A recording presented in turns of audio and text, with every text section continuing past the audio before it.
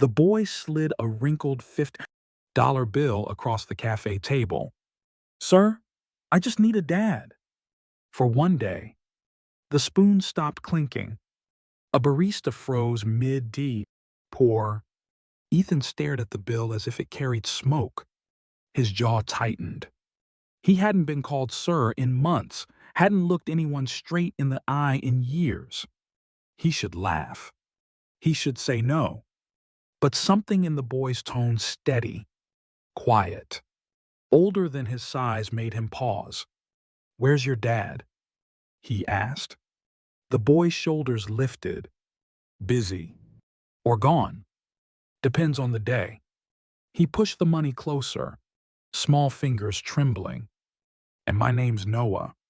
Ethan's chest ached at the sound of it. He almost said, "Go home, kid," but the words died halfway up his throat. He'd sworn off that word father the night a ceiling caved and fire swallowed the sound of his son's cry. He looked at the money again. $50. Half a shift's pay from when he still worked. "What makes you think I'd be any good at it?" Noah tilted his head. "You listened." That answer hit harder than it should. Listening was something Ethan hadn't done for anyone since the accident. And now, a boy with hand, me, down sneakers, was paying him to remember how. The cafe door chimed as they stepped outside. The air bit colder than it should. Noah walked half a step ahead, one shoe untied. Ethan noticed it like instinct noticing smoke. "Tie it," he said. "Trip hazard." Noah bent down, knotted it tight, then looked up with a grin. "See? You already sound like a dad." Ethan swallowed the lump that rose uninvited. How could 5 minutes with a stranger scrape against years of silence? They walked toward the pier, the city humming in low gear. Ethan's hands hid inside his jacket. He told himself he was only making sure the kid got home safe. Still, every few steps, he found himself matching Noah's stride. "Where's home?" he asked. "A foster place.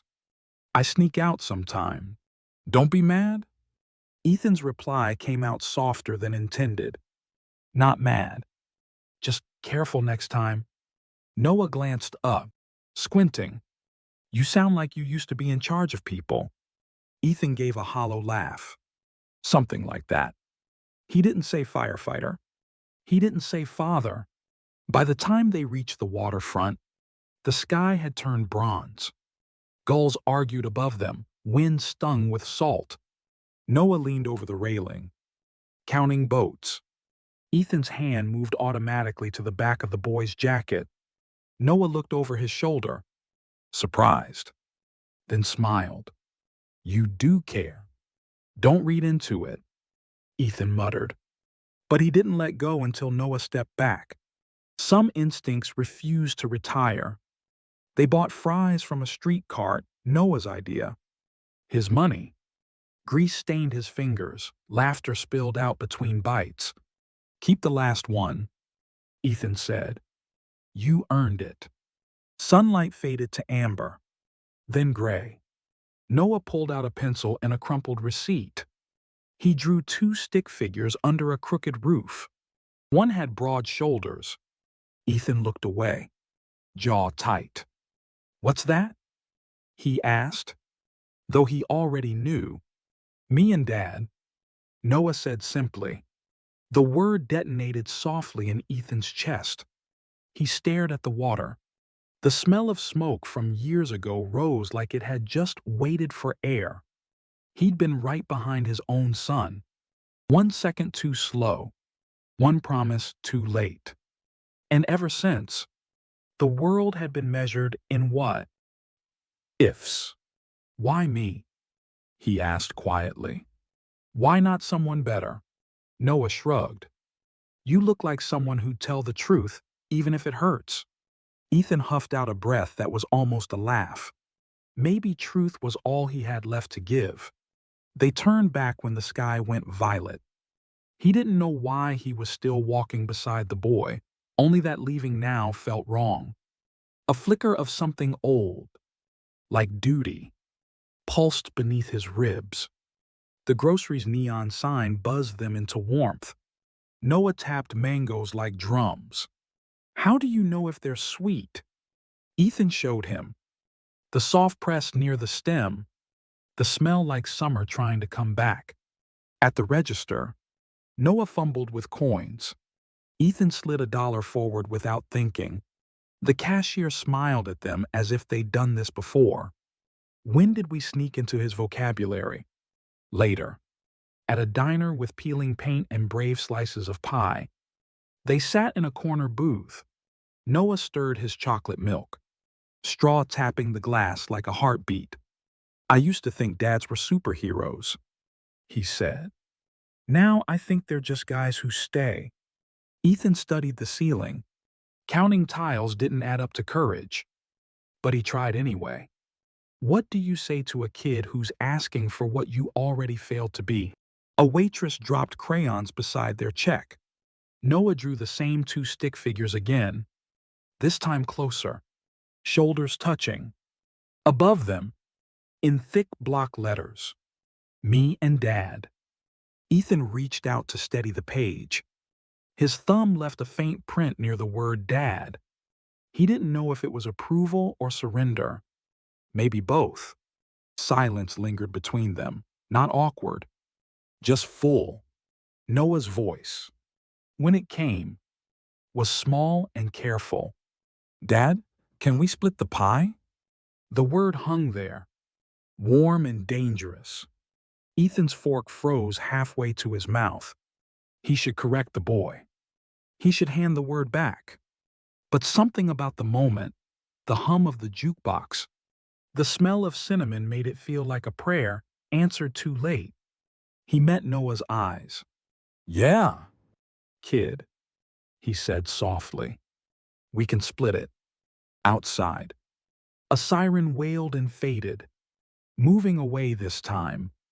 Ethan exhaled for the first time in years, and somewhere between the clatter of dishes and the slow beat of 2 hearts learning each other's rhythm, a man who had promised never to be a father again started to forget why. Ethan thought it would end after pie. Just one day, one meal, one borrowed word. But when Noah's head drooped against the diner booth, lashes fluttering like tired wings, something inside Ethan refused to leave. He dropped a few bills on the table and whispered, "Come on, kid. Let's get you home." Outside, the night pressed down wet asphalt, streetlights smearing gold across puddles. Noah clung to his sleeve, half asleep, trusting in a way that hurt to watch. The cab ride was quiet, except for the hum of tires and a small voice mumbling. Don't forget tomorrow. Ethan turned. Tomorrow? Yeah, Noah said, eyes still closed. You said Dad'd stay. He hadn't said it out loud. But maybe the way he'd looked at that drawing had said enough. The taxi stopped before a brick building with flickering numbers above the door. A woman from the foster agency stood waiting, arms crossed, her face tight with worry. Noah, where have you been? She scolded. Do you have any idea how? Her eyes landed on Ethan, older, broad, shouldered. The look of someone who'd seen fire and never fully come back. Sir, are you a relative? Ethan hesitated too long. Just a friend. The woman's expression hardened. You can't take him out like this. There are rules. Noah stepped in front of Ethan, small and fierce. It's not his fault. I asked him, but the woman was already pulling him inside. The boy twisted around, eyes wet. You said you'd stay. Ethan's throat closed. I will, kid. But the door slammed before the words could reach him. He stood there on the empty sidewalk, rain beginning to fall. He wanted to say it was just weather, but he knew it wasn't. He walked for blocks without knowing where. Every window reflected some version of himself he didn't want to see wet, shaking, halfway between leaving and going back. Each step echoed the word Noah had left behind. Stay? By the time he reached his building, that word had turned into a heartbeat. Morning came gray and heavy. The $50 bill sat on his kitchen counter, folded neat, as if waiting. He didn't remember putting it there. Maybe Noah had. He picked it up, thumb tracing the creases like scripture. The apartment smelled of burnt coffee and dust. He told himself it was over. That one day meant nothing. But the silence kept asking, what kind of man leaves a kid like that? He grabbed his jacket and left without a plan. By noon, he was standing at the foster agency desk. I'm looking for Noah, he said. The receptionist frowned. Are you family? Not exactly. Just someone who cares. Her face softened, voice lowering. He's at St. Jude's. Collapsed last night. Congenital heart defect. The words hit like debris in smoke. St. Jude's, same hospital where his son had died. He drove there on autopilot. Window cracked to let the rain breathe. The city blurred into streaks of silver and regret. Every traffic light turned red, as if the world itself were warning him. Don't break again. The hospital smelled of antiseptic and endings. Monitors beeped like small, stubborn hopes. Through the glass, Noah looked smaller than before, swallowed by white sheets and wires. Ethan pressed his hand to the glass. Kid? A nurse touched his arm gently. Your family. He hesitated. Something like that. She studied his face, then nodded the kind of nod reserved for grief she recognized. You can go in. Noah's eyes fluttered open. Hey, he whispered. You came back. Ethan pulled the chair close. Guess I did. You didn't have to, Noah murmured. Maybe I did. Ethan's voice cracked. You're supposed to get a full day. Remember? Noah smiled faintly. Half day left. Hours melted between nurses and silence. Ethan watched the monitors like they were scripture, each beep a prayer he didn't know how to finish. At dusk, Noah dozed off again. A small notebook slipped from under his pillow. Inside, shaky handwriting. Things to do with Dad. Eat fries. Go fishing. Fix my bike. Say goodbye if I have to. Ethan's chest tightened. He turned the page. A doodle of the cafe. 2 stick figures at a table. Below it, faint pencil words. Don't forget tomorrow. He closed the notebook and sat still, head bowed. He had spent years outrunning ghosts. Now one had invited him to stay. What kind of man could say no twice? A doctor entered quietly. Sir, surgery's tonight. It's risky. We need a legal guardian to sign. Ethan blinked. He's under the agency. They're processing paperwork. We don't have time. The pen felt heavy. His son's name trembled on the edge of his tongue. But for the first time, he wrote a different one. He signed. And for the first time since the fire, his hands didn't shake. The waiting room clock scraped away the hours. Rain lashed the windows. Thunder pacing above. He pressed his fists together until his knuckles whitened. Please, he whispered to no one. Not again. When the doors opened, the surgeon's voice came muffled behind his mask. He made it. He's strong. Ethan exhaled so hard his vision blurred. He didn't realize he was crying until the nurse touched his shoulder. You can see him now. He walked into the recovery room like a man stepping through time. Noah slept. pale but breathing steady. Beside him lay the $50 bill, flattened, waiting. Ethan brushed Noah's hair back. "You scared me, kid." "Did I?" Noah's grin was small but bright. "That's twice I saved your life." Ethan laughed softly. "How do you figure? You were sad before you met me." He couldn't argue. Noah squeezed his hand. "Dad, you still owe me half a day." Ethan's eyes filled, voice breaking. "Guess we'll start it tomorrow. If you've ever wanted to believe that love can return after loss, stay for what comes next. Because tomorrow, for them, will change everything." Morning arrived soft and slow, like the world was holding its breath. For the first time in years, Ethan woke before the alarm. The hospital was quiet, except for the faint buzz of machines and the rhythmic beeping that had become, somehow, comforting. He sat beside Noah's bed, watching sunlight stretch across the sheets. The boy's hand was warm in his, small but steady. Ethan hadn't realized how much he'd missed this, the simple act of showing up. Noah stirred. His voice was raspy. "You're still here." Ethan smiled. "Told you I'd stay." Noah blinked against the light. "So, is today the second half of our day?" Ethan looked at the clock. The same numbers blinked back. 8:07. "Yeah," he said. "We've got 12 hours to fill." The boy grinned. "Then we better hurry."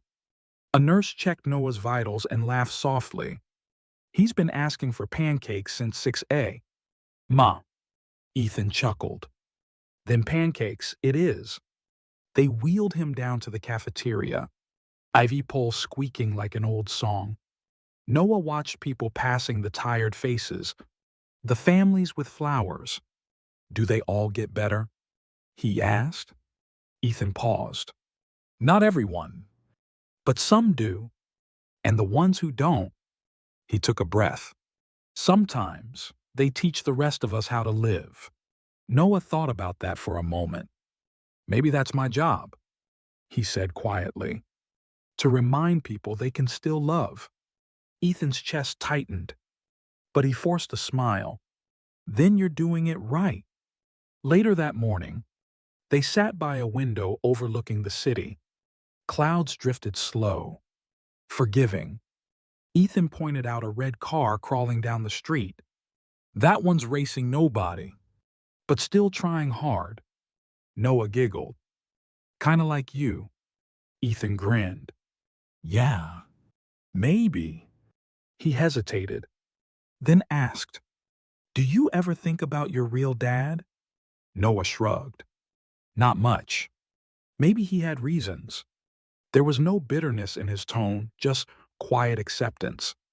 Ethan admired that. "You know, when I lost my son, I stopped believing in reasons." Noah turned his head. "Did you stop believing in love too?" Ethan swallowed.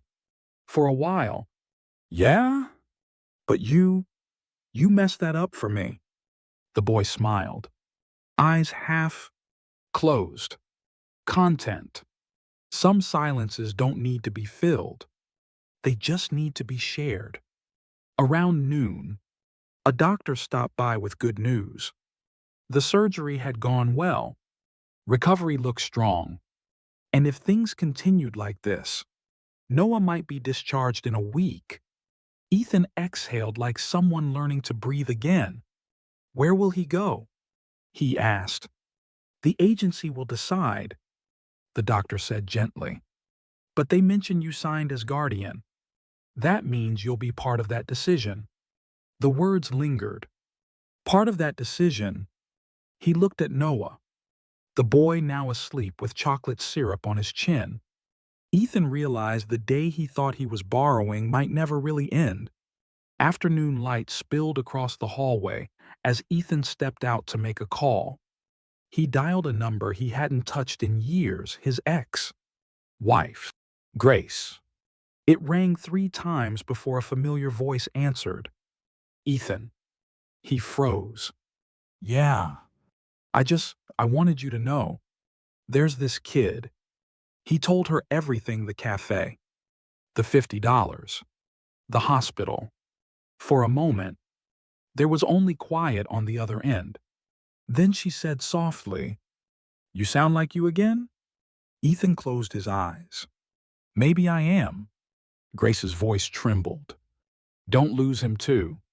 When he returned, Noah was drawing again. This time, it wasn't 2 stick figures. It was 3. One taller than the rest. One with long hair. One small between them. Ethan frowned. Who's this? Noah grinned. That's you. Me. And Grace. You said her name in your sleep. Ethan laughed, startled. You're dangerous, kid. Just observant, Noah said, proud. Something unspoken passed between them, hope disguised as humor. Evening came with the smell of rain again. They watched droplets chase each other down the window.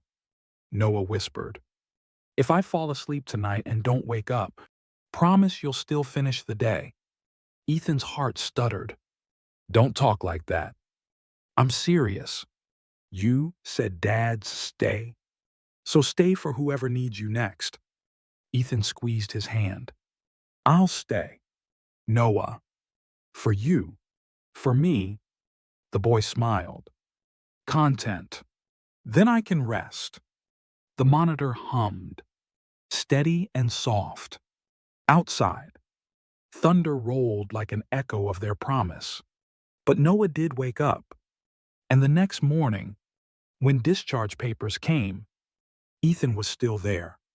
The nurse wheeled him out the front door. The $50 bill tucked safely in his pocket. They stopped at the same cafe where it had all begun. Noah pointed to the booth near the window. Same table. Ethan smiled. You think they'll remember us? Only if you tip big, Noah teased. The waitress did remember. She looked from the boy to Ethan and back again, eyes softening. Welcome home, she said. Noah pressed the 50 onto the table again. Ethan shook his head. Kid, keep it. Noah smiled. Nah, it belongs here. It started everything. Ethan unfolded the bill, now covered with doodles and a single line in Noah's handwriting. Thanks for staying. He handed it to the waitress. Could you frame this? Somewhere people can see it. As they stepped outside, the city buzzed, gentle and alive. Cars hissed over wet streets. The smell of coffee drifting into the air. Ethan looked down at Noah, his hand in his. You still think dads are superheroes? Noah thought for a beat. Nah, just people who stay. That's better. Ethan smiled. Yeah, that's better. They walked off into the light, the world small and wide at once. Every step felt like a promise kept. That night, back home, Ethan taped a note beside the frame bill. In his handwriting, rough but certain, it read, For one day that became forever. He stood there a long time, listening to the hum of the world outside. And for the first time since the fire, he didn't feel alone. Sometimes love doesn't return in the way you expect. Sometimes it shows up with a crumpled 50 and a boy who just needed one day.